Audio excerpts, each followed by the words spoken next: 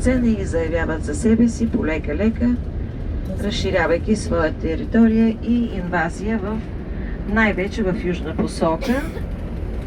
И той по посока Иран, и първите сблъсъци на тюрките, сериозни и завоевателни, са към ираноязичните земи. И ето тук още един сблъсък на култури ще намерим. Тези тюрки тъкат килими по малко по-различен начин от килимите, които тъкат персийците. Всички знаем, чували сме персийски килими, колко са красиви, скъпи, издръжливи, здрави и така нататък.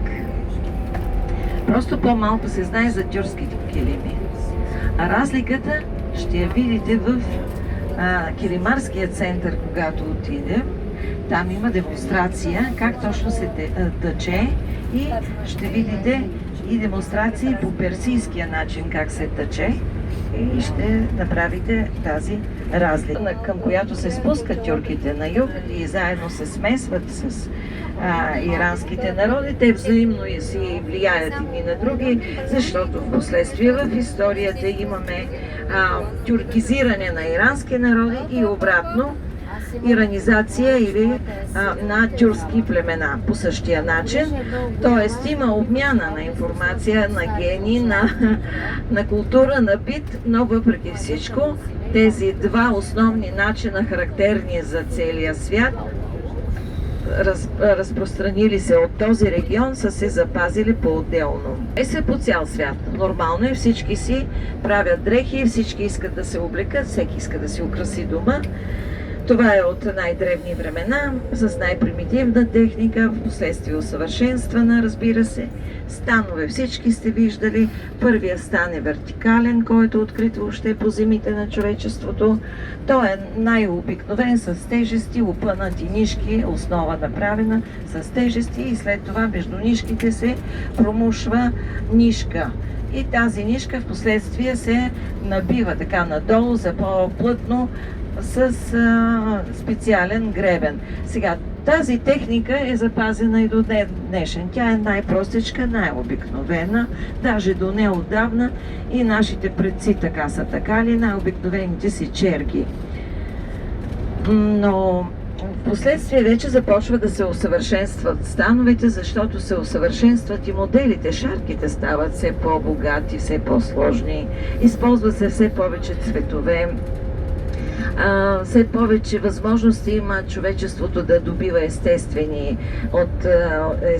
материали, да се добива цвят, разширява се цветовата гама и оттам се усложнява и този процес на тъкането. Като до днеска вече имаме и машинно тъкане, което става пък е много по-бързо, но и много прецизно е машинното тъкане. И те ще ви покажат там разликата между ръчна изработка и машинна изработка. Ще ви даже обърнат и внимание да правите разлика, защото има такава, ако я знаете, и веднага може да познаете дали този килим е машинно тъкан или ръчно. Защото, за съжаление, като във всеки един занаят, все имаме някакви фалшиви продукти, които се продават на пазара за оригинални. Така и в килимите специално, да.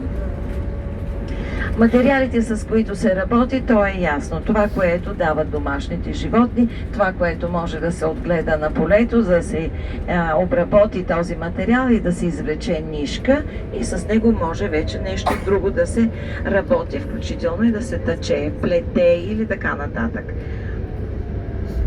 Тоест, какво може? От домашните животни вълната, от другите едни животинки има, които се преобразяват, оня процес, през който минават от... Купринините буби? Да. Как се казват? Купринините буби, точно така.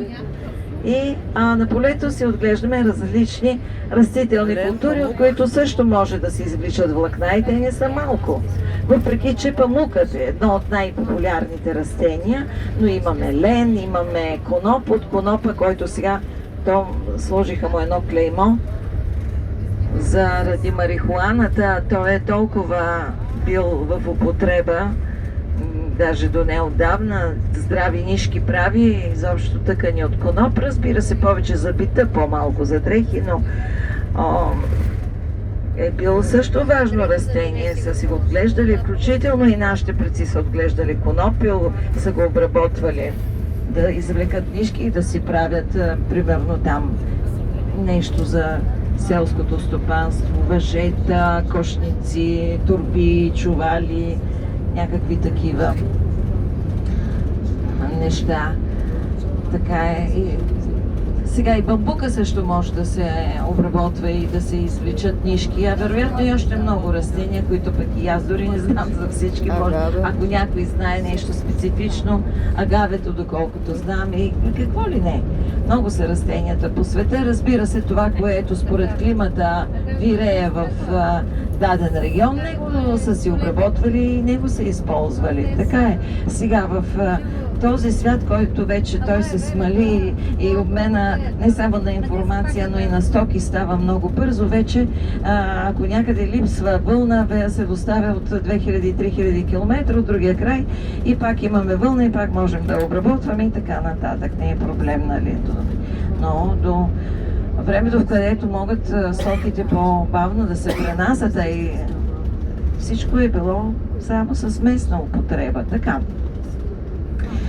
Те там ще ви разкажат как се тъче с всяка една материя, дали е с вълна или с памук.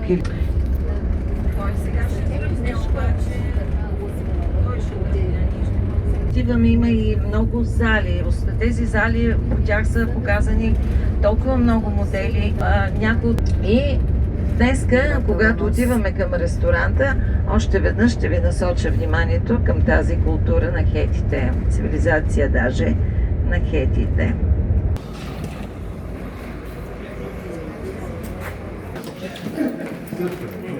Заповядайте сега и се приближете към стана, така че да ви гледате и да виждате. Аз се казвам Седат. Малко сръбски, малко български. Всичко буде да разбера. Уважаеми гости, ми тук работаме ръчни килим.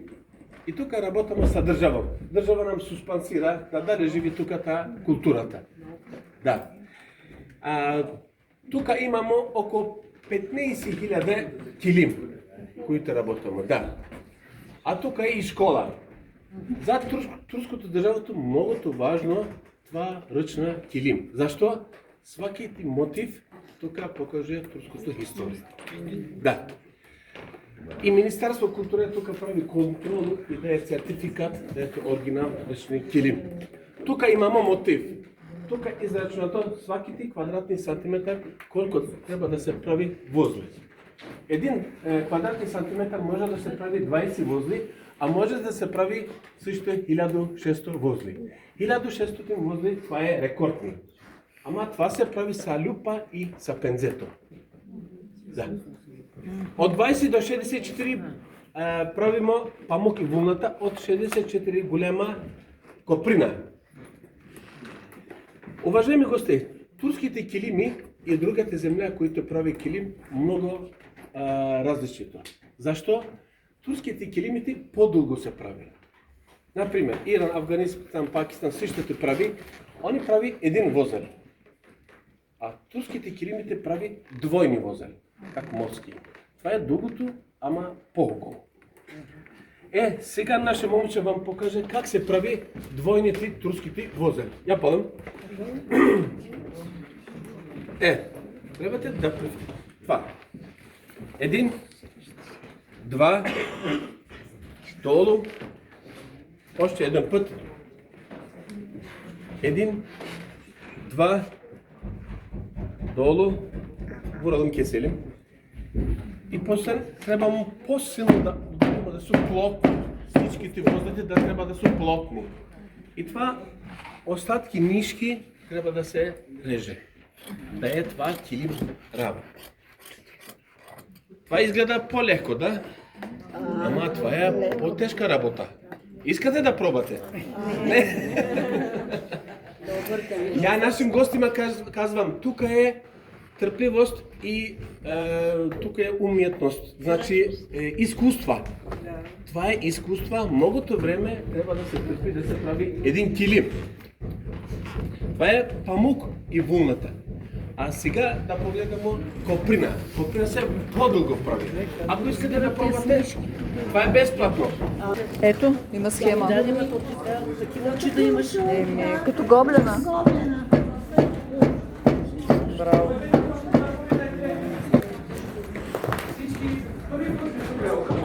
Тук многото църкви. Тук, ако много познате това, атмосфера е по-хубаво. Да. Уважаеми гости, тук имаме малките от коприната килим.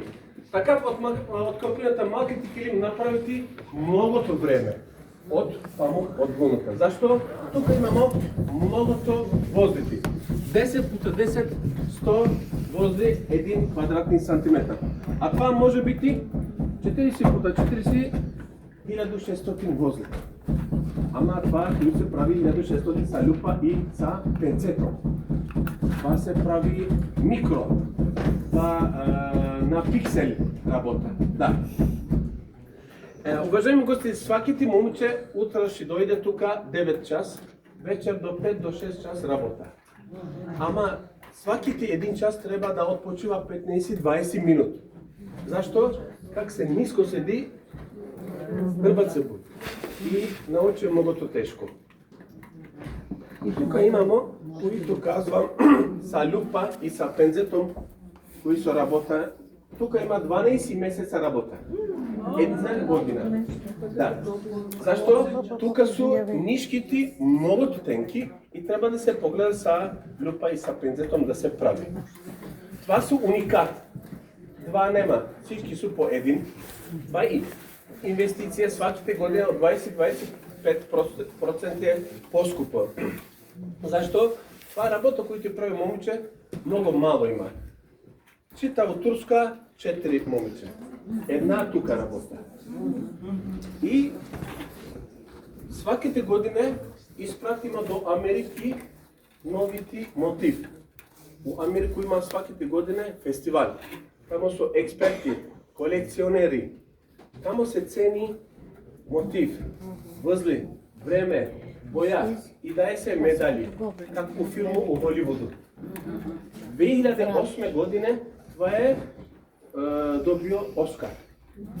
Да. Защо? Има многото малкото ситно мотив. Ако е мотив многото ситно, многото време се прави и по-тежко се прави. Ако е мотив по-голямо, по-леко се прави и по-бързо. Да. Сега искам да научим вас как се научим. Има ли тук много возли, многото време? Трябвате другото страна да погледате. И другата страна трябва да изгледа как първата страна. Да. Сега имаме нови телефони, нови камери. Ако е по-голямо пиксел камера, фотография по-хубаво изгледа. Ако е многото возли и килим, по-хубаво изгледа. Малките и големите килим, качество се гледа другата страна. Това не сте знали. Сега знате. Да. Това. Искаме да пробваме коприно да правимо. Това е по-тежко. Което момиче прави коприната килим, момиче може да прави всичките килим. А което момиче памук и вълната прави, това момиче коприна не може да прави. Трябва да е професионал. Трябва да не греши. Как се казва български? Без погреши. Да е без погреши. Ако погреши това коприната килим, назад врати много по-тежко е. Многото возли има. Да. Да. Сега идваме от другите, да видим коприната пашкул. Тук. Коприната пашкул.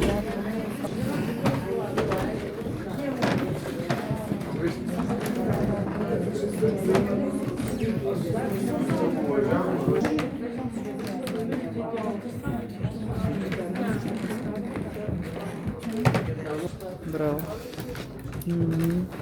Нали, виж ти нещо, Колко е стакан вече? От другата страна има едно и второто.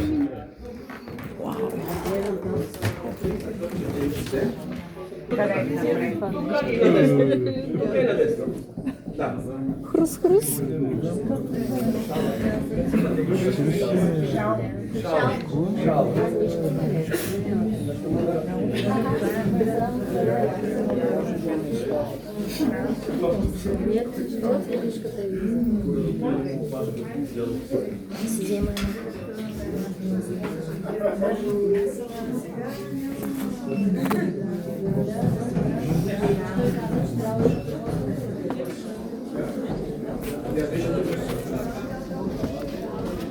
Вау.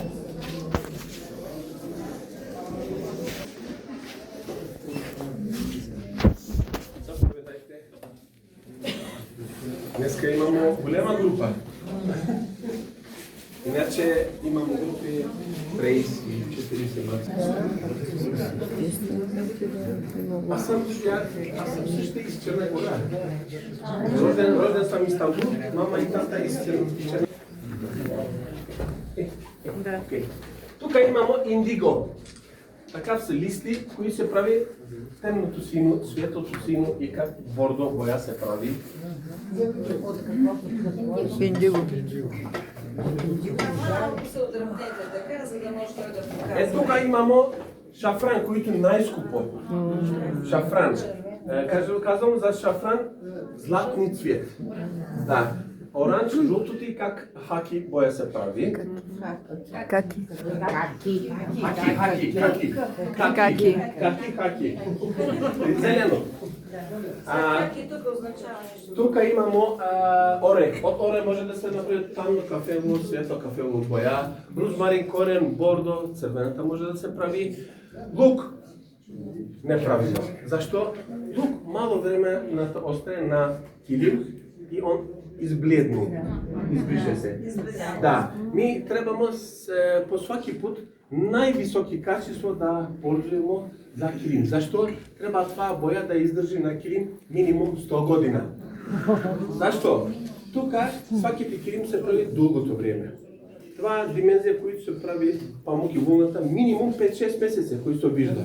А има които килим се прави 10 месеци, години по 2 години те прави. И затова му трябва това натурални боя да издържи 100 година. Къща, мама направи един килим и това килим трябва да остане 2 генерации да види. Деца и внучата. Как се казва по български? Мирас. Един други алтернатив. Това е бубата кошинеля, който живи у кактус, осуши се и може да се прави боя. Знаете каква е разлика? Ако трябва тук 2-3 кила от корен, от това бубате 400-500 грама. Това е по-силно. Да, по-яко, да. Сега идваме да покажем килим. Малко история, технико. Тук в Турция всичките район има свой традиционални мотив. Памукале има свой знак. Анталия, Истанбул, Измир, всичките. Да.